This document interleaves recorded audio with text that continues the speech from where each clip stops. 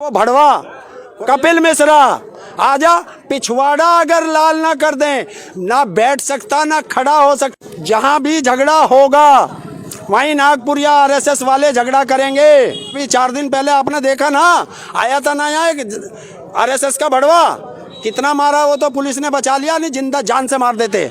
उनसे कह देना नागपुर वालों से, एक भी आरएसएस का भड़वा यहाँ ना आ जा हमारे बीच में, अगर आ गया तो जान से मार देंगे। भाड़े के किसान हैं, क्यों इनका बाप आया हमें पैसे देने भाड़े के? कौन कहता है वो भड़वा हमें भाड़े का? डूब के मर जाए गृह मंत्री और डूब के मर जाए इनकी सीबीआई। वे ढूंढते हैं कि जाफराबाद किसने कराया, वो बता दिया उसने, पकड़े ना। और प्रधानमंत्री जी, हमने आपको चुना है, आपने हमें नहीं चुना। मत करो, हम तो बैठे अपने घर। अरे ये भी तो हमारा घर है, हम तो वो किसान है, जहाँ बैठ जाएंगे वही हमारा घर। आपने एक पिक्चर में डायलॉग सुना था कि जहाँ मैं खड़ा हो गया वहीं से लाइन शुरू हो जाती है, तो जहाँ किसान बैठ गया वहीं से उसका घर शुरू हो जाता है। और प्रधानमंत्री जी, हमने आपको चुना है, आपने हमें नहीं चुना, ये ध्यान रख लेना। और ये परमानेंट कुर्सी नहीं है प्रधानमंत्री की कि एक बार बन गए तो जीवन भर बने रहेंगे। 5 साल बाद दोबारा आते हैं चुनाव। अगर जिस दिन हम अपनी पे आ गए ना, इसी यहीं जमीन पे बैठा के पत्तल पे खाना खिलाएंगे, पत्तल पे। भाड़े पे आए हुए किसान लोग हैं, जो किसान है वो खेत में काम कर रहे हैं, ये भाड़े वाले किसान है। भाड़े के किसान हैं, क्यों इनका बाप आया है हमें पैसे देने भाड़े के? कौन कहता है वो भड़वा हमें भाड़े का? उस भड़वे को यहाँ ला, हमें भाड़े का बताने वाला। एक वो कोई तिवारी है, कोई लेडीज के बारे में गलत रागिनी तिवारी। हाँ, उस रागिनी तिवारी के मैं गलत नहीं बोल रहा। अरे हमारी मातृशक्ति पड़ी है, आ जाए। उसने आज 17 तारीख का दिया था, आज मुझे नहीं आना था, मैं आज इसीलिए आया। एक वो भड़वा, वो क्या नाम है उसका, बीजेपी में चला गया, आम आदमी पार्टी से वो विधायक था, कपिल मिश्रा। आजा पिछवाड़ा अगर लाल ना कर दें, ना बैठ सकता ना खड़ा हो सकता। रेवन्यू में बने बैठे हैं वाजिक, हमें भाड़े का बता रहे। कौन उसे बुला के लाओ यहाँ, हम देखते हैं। रागिनी तिवारी तो कह रही है कि जैसे जाफराबाद में हुआ था वैसे कर देंगे, नहीं तो किसान हट जाए यहाँ से। डूब के मर जाए गृह मंत्री और डूब के मर जाए इनकी सीबीआई। वे ढूंढते हैं कि जाफराबाद किसने कराया, वो बता दिया उसने, पकड़े ना। अरे हमने बता दिया, जहाँ भी झगड़ा होगा वहीं नागपुर या आरएसएस वाले झगड़ा करेंगे।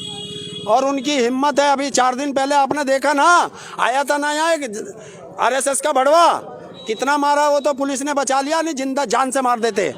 उनसे कह देना नागपुर वालों से, एक भी आरएसएस का भड़वा यहाँ ना आ जा हमारे बीच में, अगर आ गया तो जान से मार देंगे, चाहे हमारी गर्दन कट जाए पर उसे जान से मार देंगे हम। टीवी चैनल पे आप लोगों को कहा जा रहा है कि खालिस्तानी समर्थक लोग हैं जो यहाँ भेष बदल के बैठे हुए हैं।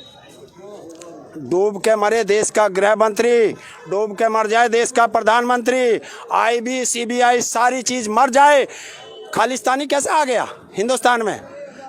कैसे घुस गया खालिस्तानी यहाँ? कैसे घुस गया पाकिस्तानी यहाँ? कैसे घुस गया चीन यहाँ है? अरे जब तुमसे देश नहीं चलता तो छोड़ दीजिए। फिर अगर मैं कह रहा हूँ मैं खालिस्तानी हूँ तो मुझे जेल में क्यों नहीं डाला इन्होंने, क्यों खुला छोड़ रखा? चाहते हैं यहाँ दंगा कराना? अगर यहाँ खालिस्तानी है तो इन्होंने पकड़ा क्यों नहीं उसे अभी तक? ये चाहते हैं कि हमारे बीच में आरएसएस वाले आ जाएं और आरएसएस वाले टोपी लगा के यहाँ दंगा करा दें, लेकिन हम बहुत संयम से बैठे हुए हैं। वरना इनको बता देना, हम गांधी जी के बंदर नहीं हैं अब, कि गांधी जी नहीं है कि एक मुंह गाल पे चांटा मारा दूसरा कर दिया मार दे। हम भगत सिंह के वंशज हैं, हम चंद्रशेखर आज़ाद के वंशज हैं, हम सुभाष चंद्र बोस के वंशज हैं। और ये तो बड़ों का अभी आशीर्वाद है इनका कि अभी इनकी उंगली नहीं उठी ऐसे। जिस दिन इनकी उंगली उठ गई सारे बैरियर खत्म, दिल्ली मिलेंगे वहीं बैठे हुए। ये तो इन्होंने रोक रखा, इनसे उंगली उठवाओ। बीजेपी के नेता लगातार कह रहे हैं कि ये विपक्षी दल के लोग जो हैं इन लोगों को बहला फुसला रहे हैं, जो मांग है वो तो हम लोग मान चुके हैं, लेकिन फिर भी इन्हें बैठा रखा है। किसने कहा? वो बीजेपी का एक नेता का नाम बताओ जिसे हाई स्कूल पास करा। अभी कहो तो सबूत दे सकता हूँ, मोदी का मेरी जेब में रखा है। मोदी जी ने कहा है 17 साल की उम्र में मैं घर छोड़ के चला गया। तो पहला जुल्म तो उन्होंने वो किया कि नाबालिग होकर शादी किया इस देश के अंदर 17 साल में। उसके बाद वो घर चला गया, घर छोड़ के चला गया। फिर उसने कहा है कि 40 साल में ऐसे ही भटकता रहा। तो 40 और 17 57 है। और उन्होंने कहा कि मैंने हाई स्कूल किया था। High school. तो 57 साल तक उन्होंने सिर्फ हाई स्कूल किया है। 57 साल के बाद वो कौन से स्कूल में पढ़े, वो स्कूल का नाम बता। जैसे सरकार कर रही है, किसान नहीं है, पैसा लेकर आए हुए हैं लोग। ऐसा है, इसका हमारे पास पूरा वीडियो है, हमारे पास साक्ष्य है। 17 तारीख को एक किसान नेताओं को लेकर, किसान जो संगठन उसको लेकर के बीजेपी विधायक टूंडला और बीजेपी विधायक जलेसर दोनों विधायक आए थे। उनकी हमने यहाँ वीडियोग्राफी की है और वे सरकार को समर्थन देने के लिए कह रहे थे और यहाँ से लेकर गया। हमने यहाँ बॉर्डर पर उनको रोका और रोक करके पुलिस के द्वारा उनको वापस किया गया है। ये हमारे पास पूरे साक्ष्य हैं। जो भ्रामक नीतियाँ फैला रही है वो बीजेपी सरकार फैला रही है। अब बीजेपी सरकार पर एक और उसने मंत्र छोड़ दिया है कि अपने अपने मंत्रियों को आदेश दे दिया है कि आप भारत देश में जाइए, हर प्रांत में जाइए, हर जिले में जाइए और मीटिंग कीजिए और किसानों को समझाइए कि ये बिल जो का सही है। अगर ये बिल सही होता तो सारे देश का किसान यहाँ इकट्ठा होकर के आंदोलन नहीं करता। हमें ऐसे बिल की जरूरत नहीं है। हम तो अपने कुर्ता पजामा में रहना चाहते हैं, तो कोट पैंट की हमको जरूरत क्या है? क्यों दे रहे हो? सरकार तो कर रही है नकली किसान है आप लोग। नहीं, हम नकली नहीं है। अगर हम नकली हैं तो हमारी जांच करा ले, हमको पकड़े और हमको जेल में डरवाए। हम नकली हैं तो क्यों नहीं जांच कराती है? ये सारी सरकार ही धोखेबाज है, जुमलेबाजी सरकार है। ये तो केवल लच्छेदार भाषण देना चाहते हैं और बस लच्छेदार भाषण दे करके जनता को गुमराह कर रहे हैं। झूठ बोलने के सिवाय आज तक इन्होंने कुछ भी नहीं किया है। तो आप लोग ये भी इल्जाम लगा रहे हैं कि पैसे ले लेके बैठे हैं, पाकिस्तानी एजेंट है आप लोग। हम किसान हैं और किसान ही हैं, यहाँ कोई पैसे लेकर के नहीं बैठा है। अगर ऐसा है तो ये बीजेपी सरकार कर रही है, किसान नहीं कर रहा है।